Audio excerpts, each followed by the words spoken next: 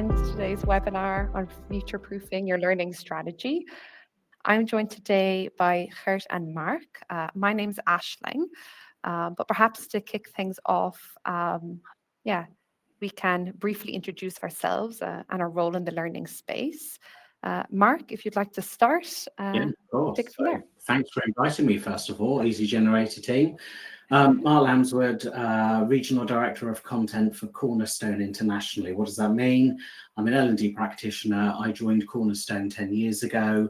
I've often been working in HR and L&D roles, if you like, your side of the fence, and I now look after the content products for all of our international customers, so those based in Europe and APJ. Thanks for allowing me to come in and support you today, team. We love having you. Okay, and Geert, over to you. Hi everyone, I'm Geert Jong, speaking to you from Easygenerator's Dubai office, where I am the Enterprise Success Manager, primarily also for EU and European clients. It's also good to see some familiar names in here already who had decided to join this webinar. So very happy with the turnout as well, to see so many people interested in talking about ecosystems. Like Mark, I also have an L&D background, so I used to manage a small instructional design team. Before that, I used to work as an L&D consultant, so also involved in LMS implementations, authoring tool implementations, and the like. So pretty much all my professional career, I've been involved in EdTech in one way or another. But here, representing Easygenerator, where, like I said, being an enterprise customer success manager. Nice. Thanks, Geert. And hopefully we can pull on some of that experience as well today. I should also introduce myself. So my name is Ashling, and I have the pleasure of moderating today's conversation. I am a customer value manager here at Easygenerator. I started myself as a trainer before moving over to the world of customer success about 3 years ago. And with that, we can jump right in. I see time is ticking by, and there's already some topics in the chat. So today we're going to be speaking about learning ecosystem systems, if I can pronounce correctly.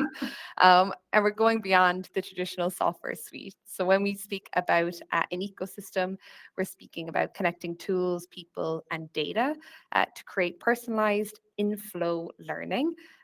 That's combining both traditional formal training with informal knowledge sharing as well. And of course, real work. The results of this can be dynamic. It involves continuous learning environments, and then it's going to drive individual growth on the one hand, but then also organizational success. So now that hopefully we're all on the same page, we can perhaps dive right in with the question. And I think it's at the top of most of our minds, and that's why are we speaking about ecosystems today, and why is now the right time? And perhaps, Geert, you'd like to kick us off. For sure. So I think this is a right topic at the right time, primarily because of course, the emergence of AI.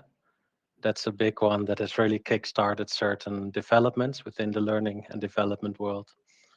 We used to talk about technology enhanced learning and teaching, but nowadays it's also more about AI enhanced platforms, course creation.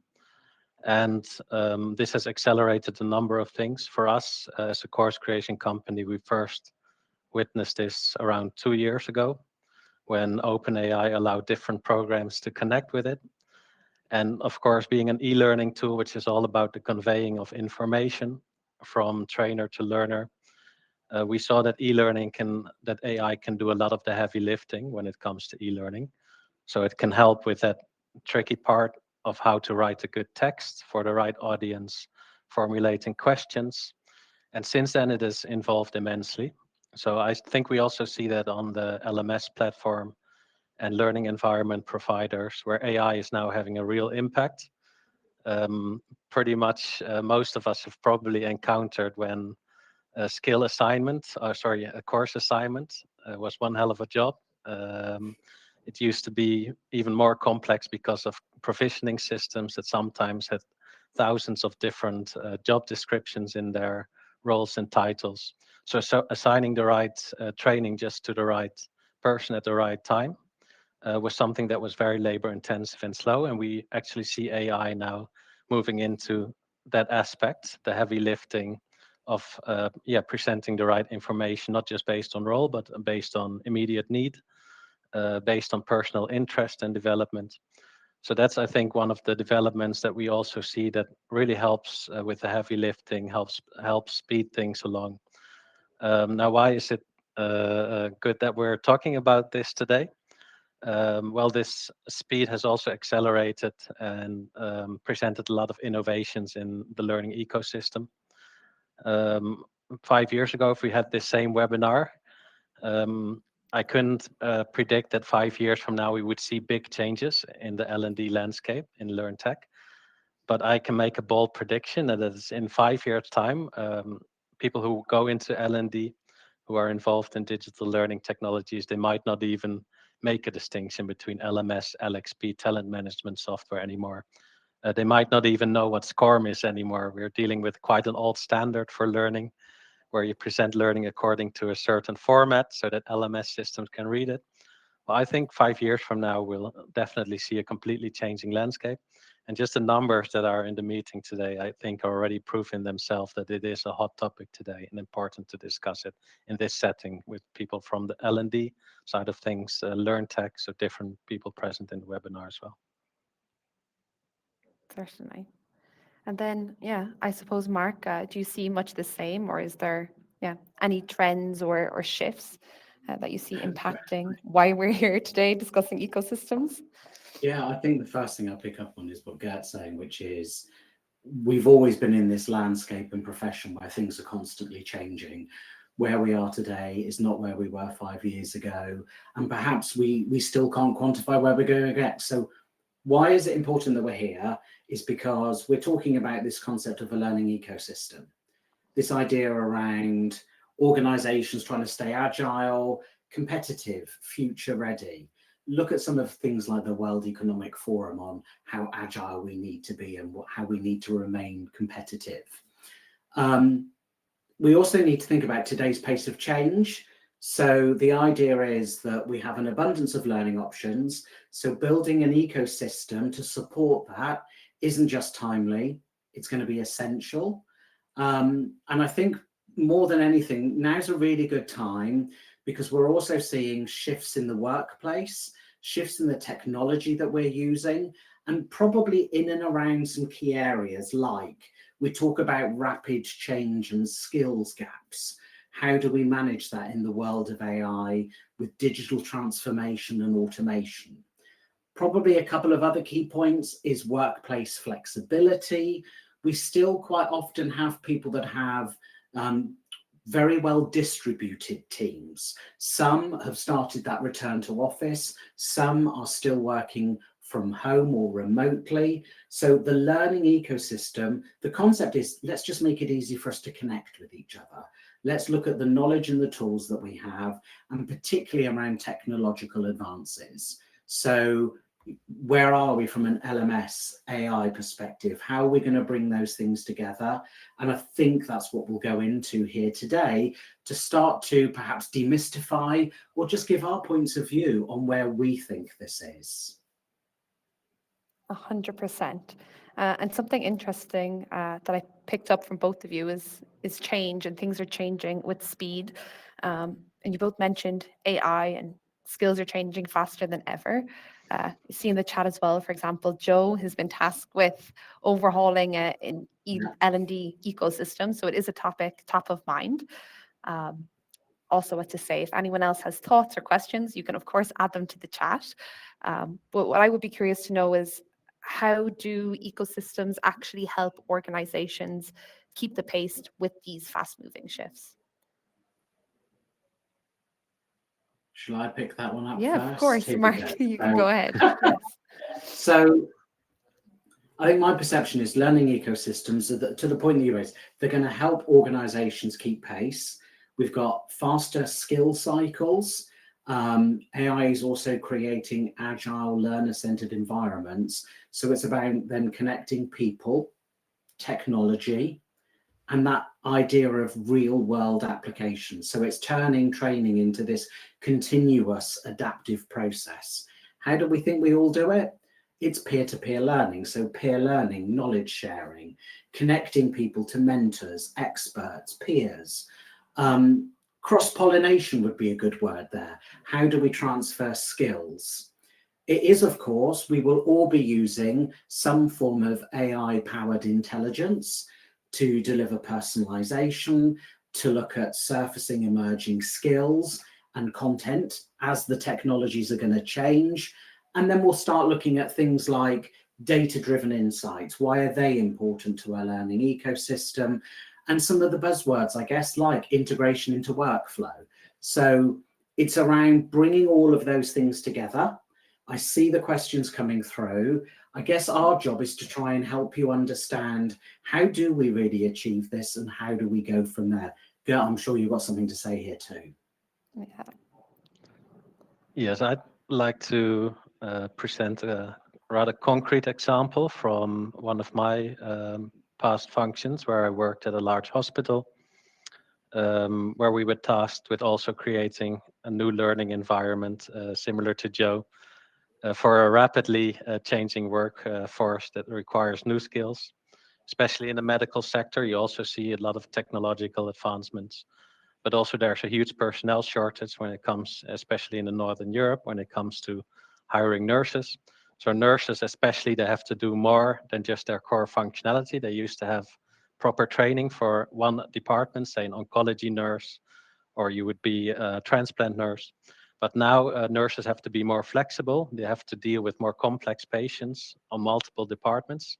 So that required a lot of upskilling and also a culture change. But when we look at the ecosystem, that proved rather challenging for a number of reasons, because there were so many links in the system where you had talent management for workforce deployment that had to also draw on our data on what are people actually trained at. We were asked as an L&D department to create a large number of trainings fit for each role. So there you see that the ecosystem needs to support rapid change, but also the culture and the people need to be ready for it. And in this case, of course, nurses required a lot of training. They needed assessment to see how well they're doing, and also from compliance standpoints, a lot of assessments taking place. And then that data needed to be also looked at by organizational development, by HR, to see actually which nurses have which skills at this point in time. So it presented a lot of opportunities as well, because we gained better insight into what sort of workforce we had. You could map out personal development journeys, and that was just for one category for the nurses. So having an ecosystem in place that's supported that. So of course we had to learn as we went along. But it's crucial that you don't have any weak links in that system, because if the training isn't correct, the nurses aren't going to go back and revisit the training.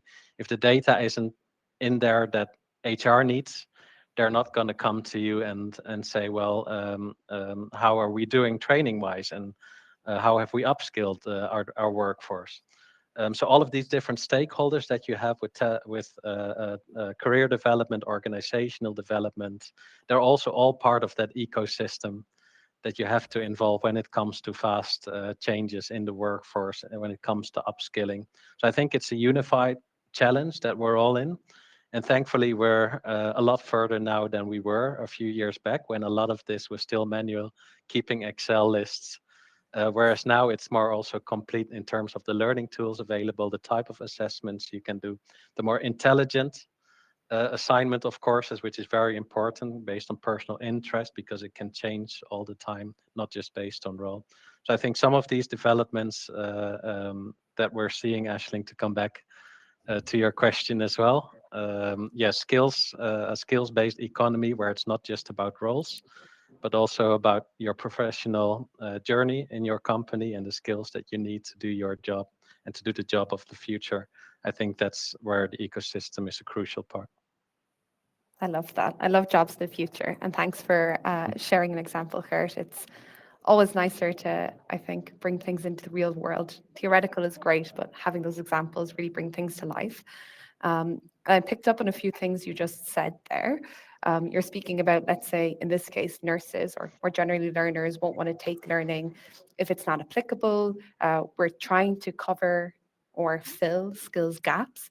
And I'm curious, when we're speaking about ecosystems, how can we ensure that learning really sticks or works and go beyond just completion rates? Is that for me or for Mark? Yeah, I think, Kurt, yeah, you can pick it up and then we can also get All Mark's right. take on this. Sure, yes. So I'll keep this one brief, but indeed, yeah, it's not just technology, it's also about people. So connecting people, processes, and technology, but also connecting them to business goals, of course, is quite crucial. So what I used to do is go to the different departments a lot, say what sort of skills gaps do you have there? How can we best serve you? So to be intentional about, yeah, what sort of tools we present them with, instead of saying, well, we have this for you and everyone has to follow this same utilization of the tools. So to allow for a certain flexibility, I think is crucial. Also, of course, you have to secure the budget again and prove your own ROI. So to get the stakeholders involved, to look at different departmental needs and still keep flexibility of tools. Because how often do we speak with customers who say, oh, by the way, we also have that department, but they're using their own LMS or they're using their own tool for authoring. So be able to present a tool that is flexible, that meets different worker needs. I think that's very crucial. Makes sense. Yeah, and I think I'd probably just add to that then what that does is brings together a really good example of where we can go into something that's quite industry specific. And there's always the need for us to use models like a learning ecosystem to be able to really deep dive and support particular areas that are particularly regulated or complicated or are managing needs of an industry. If I go then and sort of bring it up a level, we also need to make sure that this is something that's relatively universal, because there are I'll get my teeth in, universal aspects to this that are also important, because it's around that skills gaps are appearing everywhere. We've got, and that's mainly, I guess, because of the automation of the process that we have, and we're also seeing lots of changing demands. So it's a move towards that sort of continuous adaptive learning, and it's cross-functional. It needs to be universal, but it equally needs to be able to deep dive. That makes sense. And I think that brings us, to an interesting place. I know that we're talking about the importance of flow of work and then also peer learning. And I can see some interesting things happening also in the chat that feed into the conversation as well. So, for example, Joe was talking about having genuine experiences. And yeah, it seems that culture really here is the foundation. If people don't buy into learning in the first place, no amount of technology is going to make that learning work. So I guess, Mark, what do ecosystems do to make this learning continuous, or how can we make this learning continuous and visible? So I guess actually here, what we're talking about and seeing some of the comments is, how do we keep it visible? One is, I think we have to think about how we get buy-in from everybody. I'm sure we'll go into that sort of changing role of L&D and what we need to be doing differently, or how we need to change our approach. I think there's a couple of things. One is it's being connected with the business. So we need to make sure that at the highest level, we are regularly meeting, we're breaking down some barriers and some silos. We're all talking a common theme and a common language, so that we're not just an isolated unit of people trying to work in an organization and instruct some change and deliver content against skills gaps. We're staying super aligned to what the business wants to achieve. And one of the biggest things I think I learned from being a practitioner moving into Cornerstone as an example, is I had the opportunity to reflect back.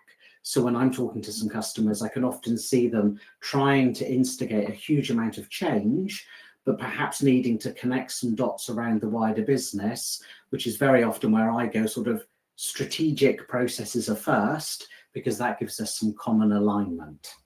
That's where I'd probably start this conversation.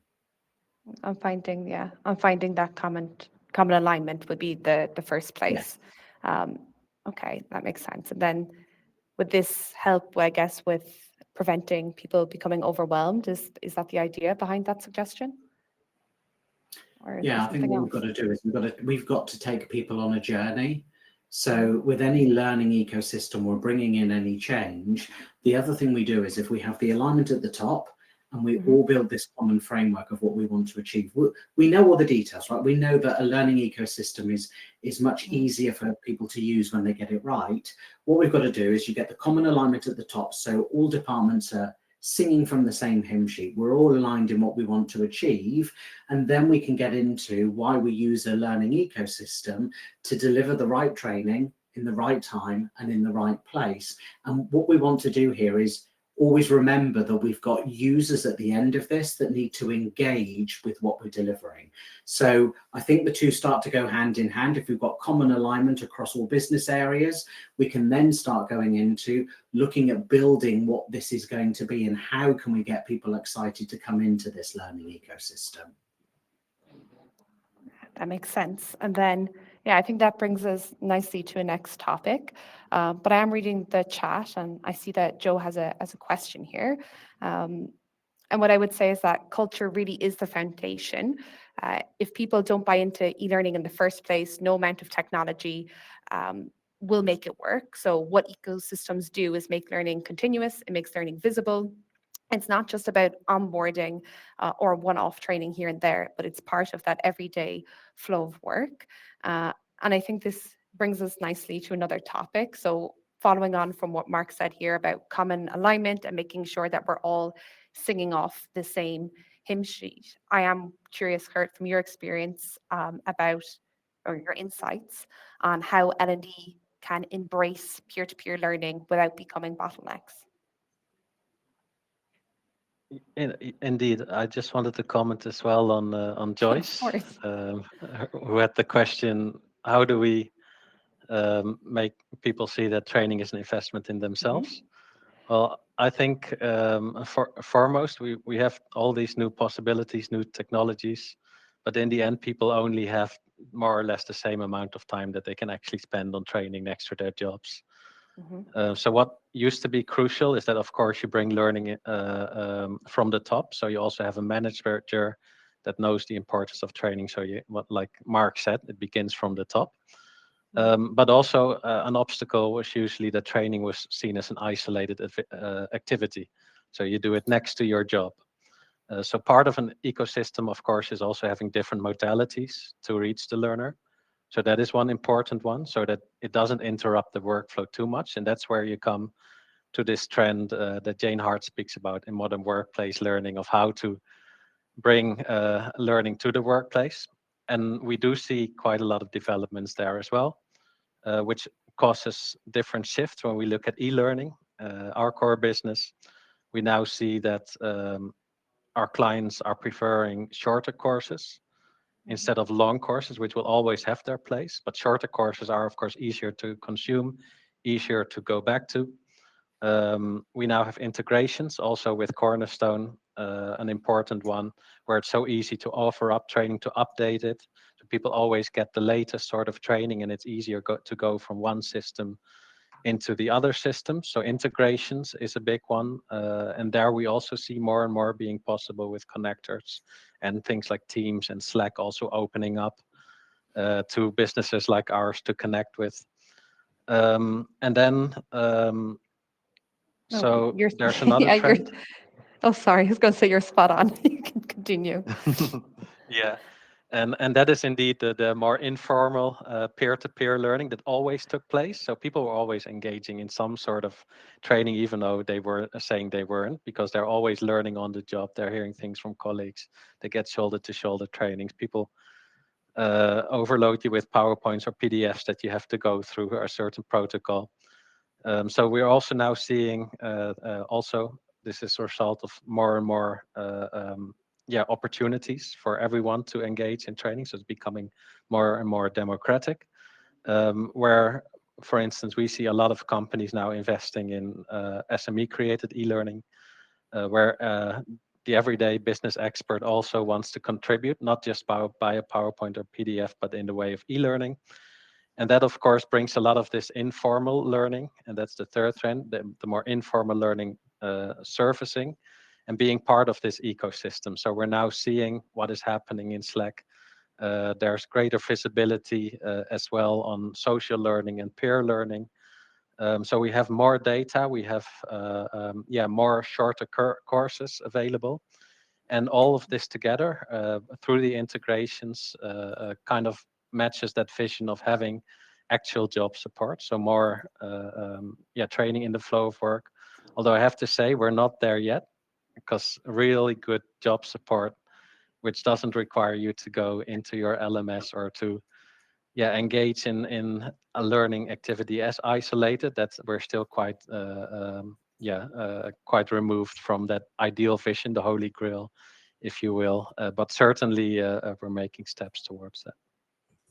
100%. The three different trends are certainly appearing, and I think, growing strength to strength, and probably aren't trends and are here to stay.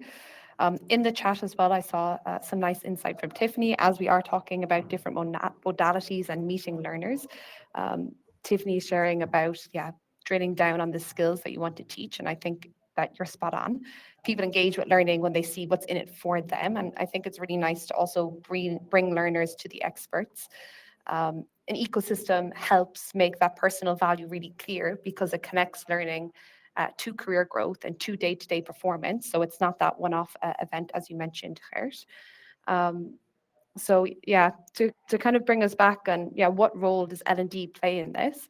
I'd be interested to get your take, Mark, on how L&D can embrace peer-to-peer learning without becoming bottlenecks. That's a big question. I think from my side, first and foremost, we have to embrace the change. I think often L&D were at the forefront of this. And at the moment, with the onset of AI, I think very often we're concerned as to what part we have to play here. So from my side, I think it's around us moving from perhaps being that traditional facilitator to an enabler. What I see is L&D having a really crucial role in helping embrace the idea of a learning ecosystem. We did the bit before. It's around engaging those stakeholders, it's trying to keep people aligned. It's showing the value that we add in delivering a learning ecosystem. But we have to also be clear that some of the roles that we've had in the past, perhaps as facilitators of learning or one-off events, I think from my side, we've now got to move into the enabler of this. We've got to be able to show people the value of that learning journey. We need to embrace the change. We need to make sure that we're very alive to the different sorts of learning that are available. Many of our organizations today are perhaps moving away from that classroom facilitated learning to now the enabling of a learning journey that's building people's powers and skills gaps. So I think the biggest piece is we've got to embrace the change first. I think we need to lead the way and we need to become the enablers of this. And seeing the comments that we've got, it's not always going to be an easy job, but we embrace the change and I think we then move from facilitator to enabler. Yeah, I think that's a really interesting trend, and it certainly is maybe a slightly different experience of L&D. And Geert, as you work with so many organizations, rolling out this type of learning, I'm curious, of how you see this process working of L&D being the enablers.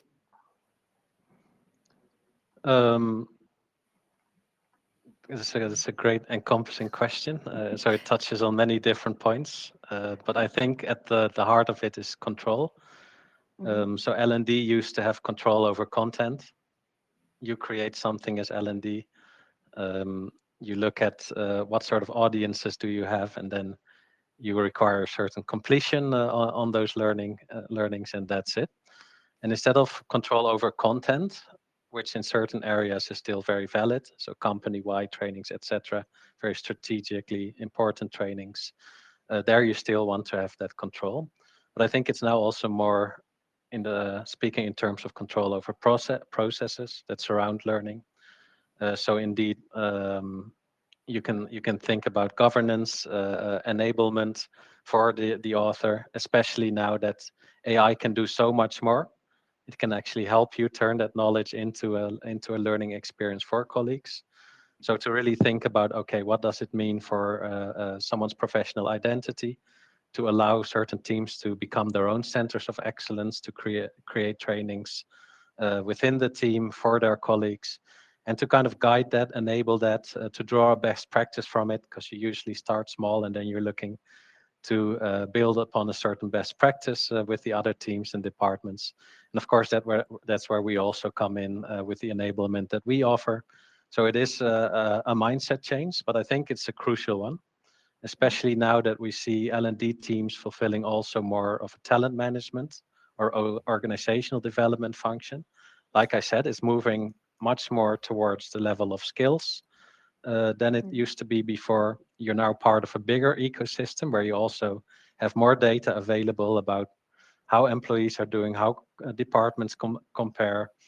It might become even part of someone's yearly evaluation, what sort of trainings they've done.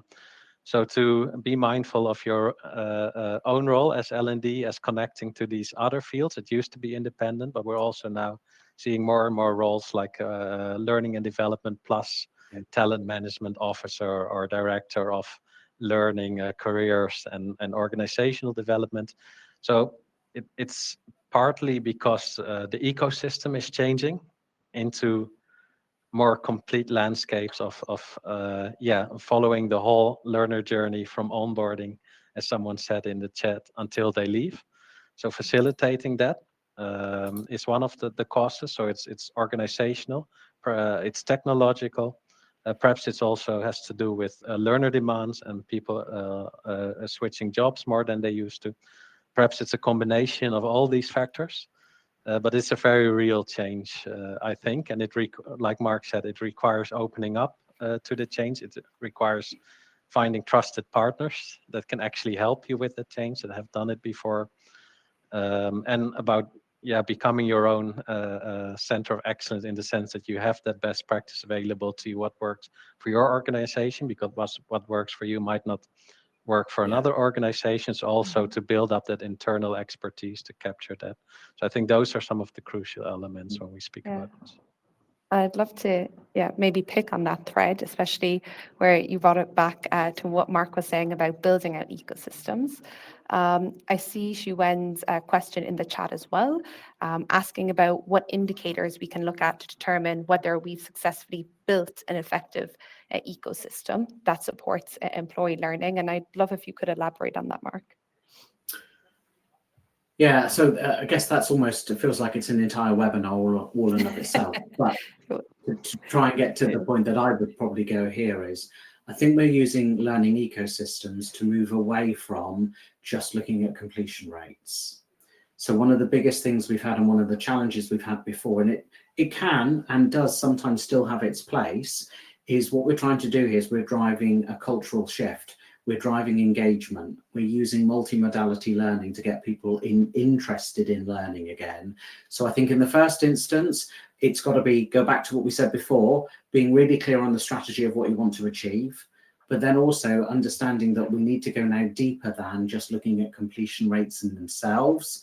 They have their place, but they're not always going to be the place where we want to land. So we now need to think about what else do we want to be able to return here, like how do we prove the development of skills? Yeah, and that makes a Can lot I of just sense. Yeah, of course, jump in do there. what Mark is saying? Because as L&D, we're also now becoming semi BI expert, business intelligence. A lot of HR managers are now asking us for dashboards, for reports that we have to deliver. So then indeed completion is not the only metric that counts anymore. Data follows the learner around much more. It's more easy to see how someone learned, their whole learning process, how they engage with certain trainings. You now even have AI coaches that can actually assess and feed through data, LRS systems that can capture this data as well. So now that we have access to more and more data, that where it's not just about completion, about checking the box, it's also what do you do with all of the data that is available to you. So that's another point, of course, where the L&D function now faces opportunities and challenges. What do you do with this data? But also just to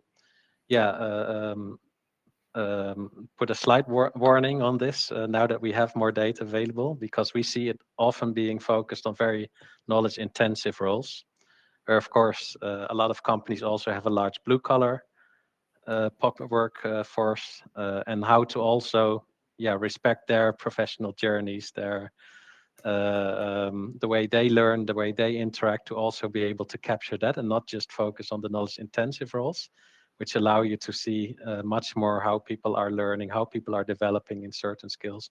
I think that's one of the challenges as well for us as learning platform providers. How do we also reach that population and not to lose them in all of these advances that we now have with more data, with AI, etc.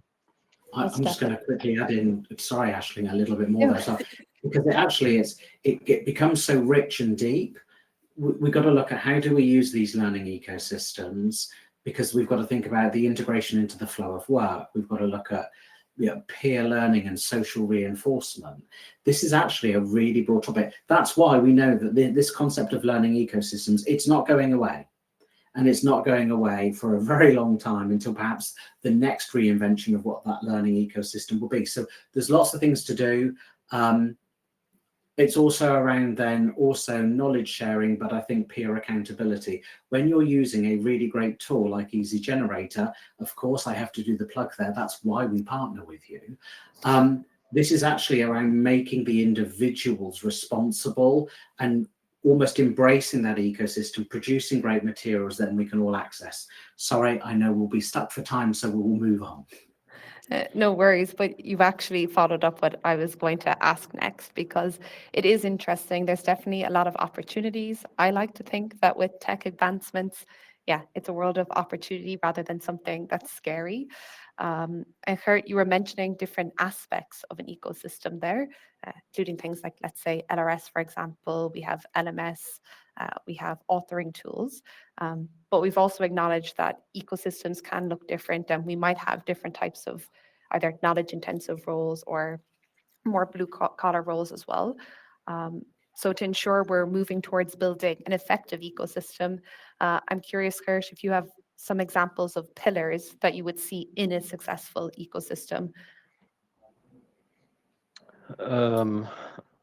Again, it very much, of course, depends on the sort of industry you're in, the sort of company you're in. I saw someone comment that you have very compliance heavy sectors where training needs to be controlled more.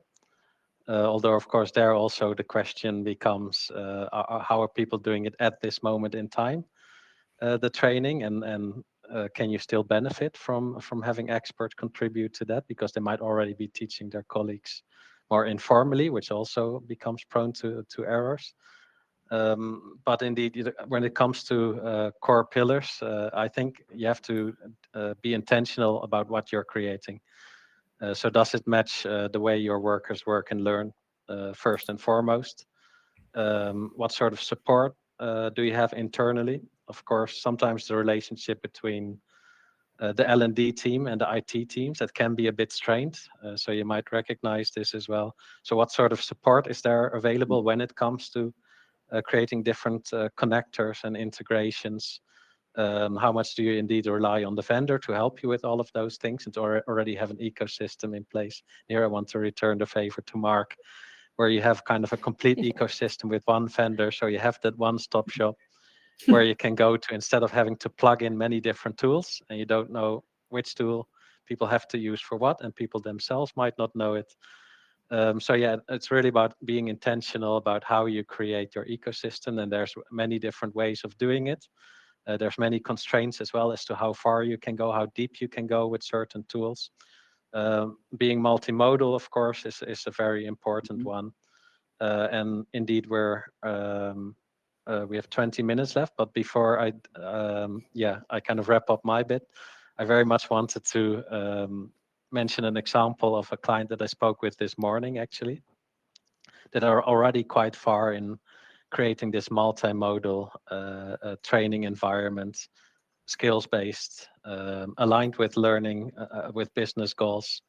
And that was an Australian client of ours that recently actually won an L&D prize. for the best L&D team in Australia. And this was Wow. because of the way they, I was very impressed with that. So I said, well, let me mention this in the webinar that I'm about to attend. Yeah. And this is how they did it, because I think they're a good example of being at that forefront of experimenting, but also being intentional, looking at what works. So like many companies, they have this 5-year vision where in 2030 they need to reach these aims, and it's connected to these company pillars. And one of those company pillars, of course, was AI. So the training team brainstormed, how can we aid the AI literacy within our organization to equip everyone, no matter what role you do, to have a basic knowledge of AI, and also to have AI that you can apply in your day-to-day work. So what they did was they took the multimodal approach. They developed e-learnings. They also designed a skills taxonomy around AI. So they had 4 different domains, if you will: a foundational domain, an advanced domain, a more strategic domain, a more technical domain. And they spread that out across different functions in their company. And then each of those domains also had different skills levels that you could go through. So you could attend a webinar, you could join like a chat group, so more social learning, peer-to-peer learning. Of course, you could do a lot of e-learnings, you could attend a vendor seminar, a Microsoft seminar, and all these things combined led to different intersections where you could actually see, okay, we're progressing in terms of educating people about AI. Of course, there was an evaluation of how well people understood AI, what they thought of the trainings. And there you could see them, even AI chatbots that they're now developing that you can interact with. So there you saw that the multimodal approach connected to overall business goals and aims, to those to that 5-year programs, to one of those pillars. That is having an impact already for them, to the extent where they won this great award. So well done to them.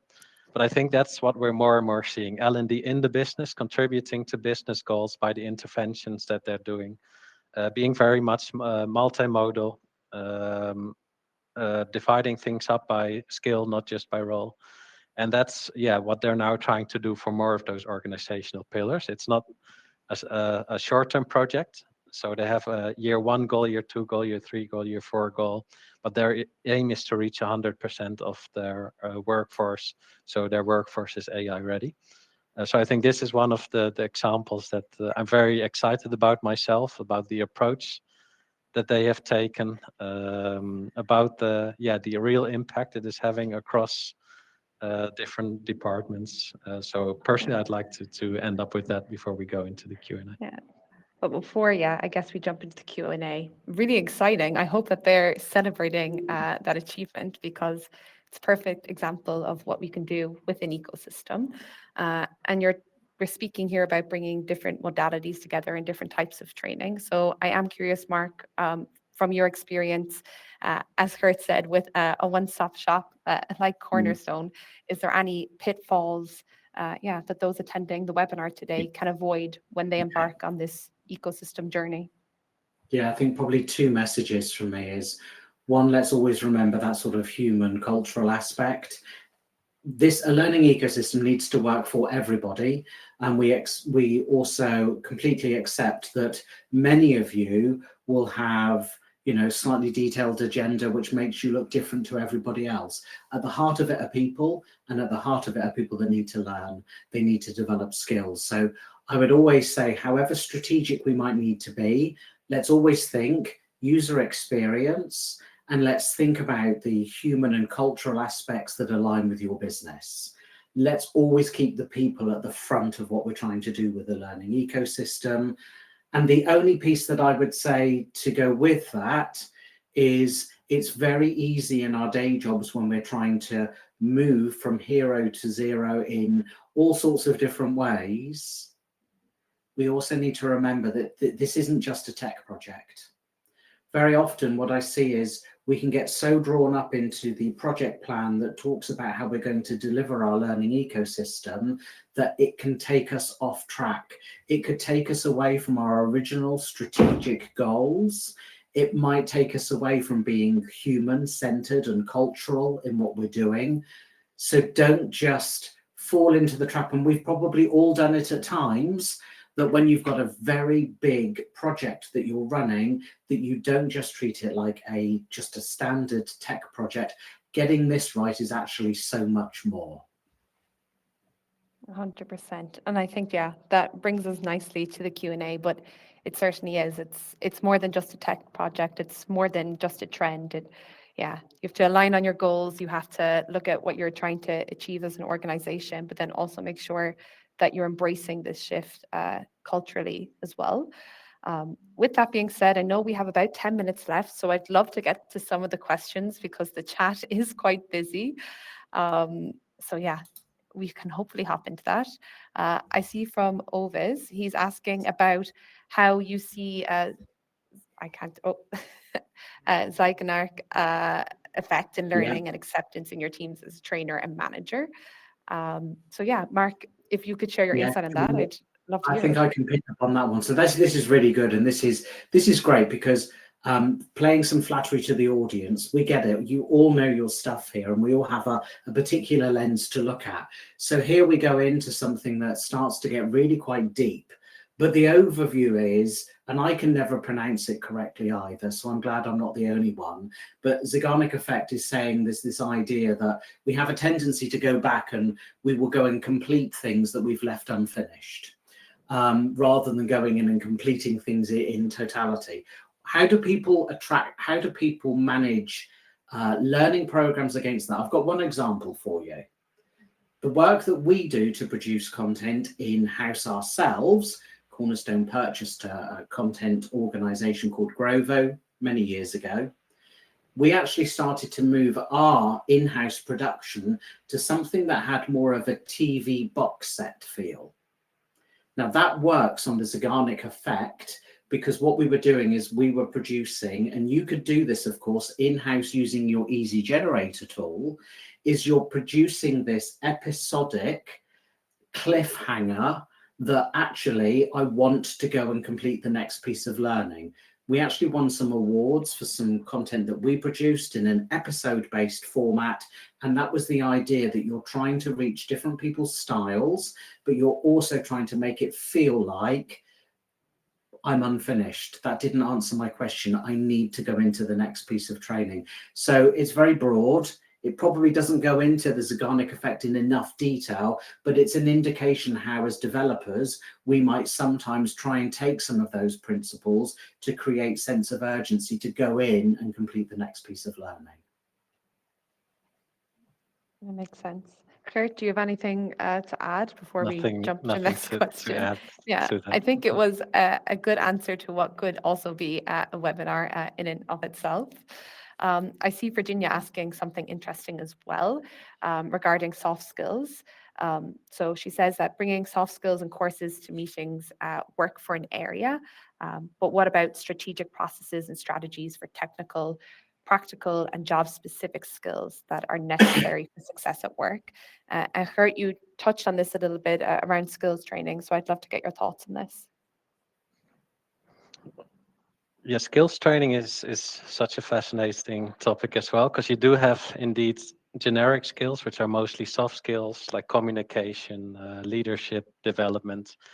And then you have the more specialist skills, which often have a practical component as well. And again, a lot of those skills are being taught and trained, not in a virtual setting, but in a day-to-day job setting. So we asked the question ourselves as well as a software company, how do we contribute to what a classroom trainer is doing now? And how can we put that into a virtual environment with a good learning experience for the learner? Now, that is, of course, a larger overall goal where we're going more into simulations. So for instance, Easygenerator already has some great tools for software simulation, for the soft skill trainings. But when it comes to the specialist skills and how can virtual training contribute to that, we're also moving in a direction where we're focusing more on feeding AI with that more practical knowledge that you need to acquire, using practical examples, but also actual more simulatory features in Easygenerator. So it is a topic that's now, yeah, it's been an important topic for a long time, how to employ learning software to facilitate the more specialist skills, the more hard skills, rather than just soft skill training. But it is something that, yeah, we're working on as a company. I'm sure Mark as well and his colleagues are also looking into how can we support these hard skills by way of assessments, for instance, having AI assess people. So also quite curious, Mark, how you approach that at this time. A couple of things I'll try and address and pick up one of the other questions that came in as well. This idea of the concept of having to blend soft skills, and then when we start to go into process and very job specific elements of training, one of the beauties of a learning ecosystem is it can embrace all types of learning. There's a piece that I talk about with the World Economic Forum and the onset of AI. There's some interesting pieces around soft skills will absolutely have their place, and we know they will, and there's lots of reasons why we use it. On a strategic development front, we actually still need to use some of those courses to be able to develop great strategic leaders and thinkers. Process, sometimes we might be starting to find that people are beginning to use AI capabilities to speed those processes up, but actually a learning ecosystem can allow you to use all of those. It's not covering it because it's quite a big, deep topic, but what I'm saying is learning ecosystems will allow you to do all of those things. Sometimes you might need to be developing a journey for people that have a particular task or a particular job in mind. And you might start to see that some of that will be AI generated. Of course, your tool would enable people to do that in a particular deep dive topic or in an SME space as an example, but it's how you then blend all of those things together. The other one I was going to pick up, because I was trying to build this in as well, is on that piece that comes from Oves on the ecosystem, dynamic production, monotasking. That starts to get really interesting. And in one of the other ways I think that we can counteract that within learning ecosystems is to start looking at the formats that we might be using. We've known for a long time, microlearning has a really important place to play. Sometimes what we're talking about here is this idea of monotasking is let's not get distracted with something that we're doing. And so what I've seen some of my customers doing is taking a much broader microlearning strategy, because then that avoids distraction. There are techniques that they talk about within that space. Some people will have heard of something called the Pomodoro technique, but in this space, the very quick answer would be think about the format that you're delivering the learning, and perhaps you might want to, in certain tasks or certain formats where little distraction is required, then think about bite-sized chunks, think about microlearning and the power that it plays. Microlearning doesn't just have to be one thing, of course. It can be a number of things that you tag together, but it provides it in a much more digestible format. Yeah, Indeed. And 100%. if I can quickly add to that as well, I just saw Alves's question. So these sort of tasks are often very protocolized. So you do this, you do that, you get that result, then you have to do this, and then you complete the task and you have a concrete result. Now, what we already can do is, for instance, to simulate that and say, well, we'll put those screens or whatever machine or program you're using. We'll take pictures or screens, we'll put them in a sequence so that actually in Easygenerator you can go in and you can click, and then you see the result that you should be getting. You can compare it to your real work environment, and then you go through the process, or you're still in the actual program or doing the actual task at your workplace or with your machine that you need to configure with certain settings. And that's kind of a blend between learning on the job, getting actual results, and making sure that at the end of doing it, you get the same results in the e-learning where the instructor created those instructions versus what you see on the job. And that is something that a trainer or a coach used to do. They used to say, well done, this is how you do it, and they would grade you. So that is more and more of a functionality that e-learning is taking over, but only to a certain extent, because of course you still have the combination of having actual assessment outside of of training where people just have to check the boxes, or instructor or trainer has to check the boxes. So that will always be the case with these highly protocolized actions, but we are seeing e-learning moving more and more into that space. Yeah. And I can say it's also something that I've seen as well from an example that I have. I was working with an organization that had a lot of blue collar learners. They were operating machinery, and they saw that even after the onboarding, people might not be 100%, even if they got signed off on by a trainer. So as Mark said, they actually started leveraging microlearnings. So if you were at your machine and you had a question, you could pull up a really quick piece of learning to actually help with that safety piece as well. We're nearly at time, so we have room for one last question coming from Virginia. So I'm curious if there are any other tips or tricks or successful cases for bringing managers in to help them buy into e-learning. And Geert, I'm curious, any tips from your end and your experience? It's all about what matters to them, what is important when you speak to different department managers. They obviously have their own goals, their own targets for their department in terms of workforce development. So it's, and I'll be very brief, it's all about alignment with the business. So I think we also did a customer roundtable where we talked about aligning your learning strategy with the business strategy and having different ways of doing that. So the person that asked this question, we definitely have some materials as well, how to align learning strategies with business strategies, because that's what it all comes down to in the end, getting the business along with what you're doing, proving value to the business of the learning programs that your people are developing. So yes, definitely we have some tips for that one. 100%. And I will say, we're coming to the end. So I do want to take a moment to thank you both, Geert and Mark, for joining and for sharing your thoughts. The chat is still going. I'd love to keep this conversation going as well. If you're interested in some of those materials, you can also find them in our Knowledge Hub. But yeah, a big thank you to you both.